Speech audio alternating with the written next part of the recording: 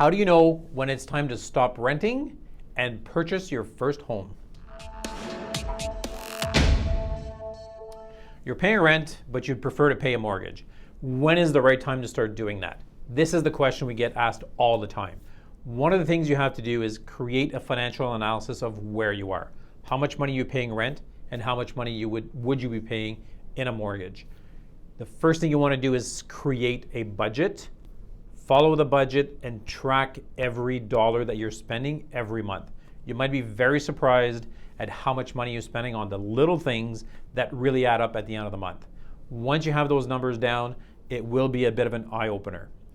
First thing you want to do is maybe cut down on those expenses, start saving for a down payment, but also create your 5-year plan.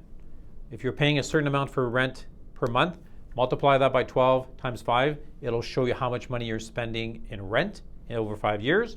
And do the same thing if you were buying a property, your mortgage payments times 12 times 5. You'll be very surprised what those numbers are.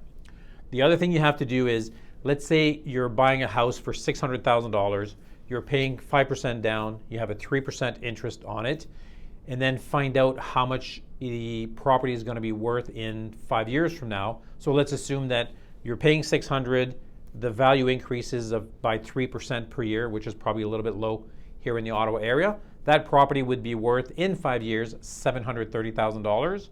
And then the mortgage that's left on the property is roughly $487,000, which means you would have a built-in equity of $243,000. These numbers are approximate. Sit down with a mortgage broker to really know exactly what those exact numbers are, but this gives you a bit of a ballpark. So 5 years, you buy a house, the house increases in value, you pay down your mortgage, you might have over $240,000 of equity. If you can put that money aside when you're paying rent, this is very impressive when you sit down and look at that big number in those 5 years. So take the time, sit down, run those numbers, figure out where you are, where you could be in the next 5 years. This is when you decide if you should be buying as opposed to paying rent. So if you have any questions about what to do and how to do all these things, make sure to reach out to me. We'd be happy to help you. But in the meantime, keep an eye out for our next week's episode is where to start searching for a home when you're ready to do that search. Make sure you subscribe to our channel. Below, click the subscribe, hit the bell. You'll be notified of every show that pops up.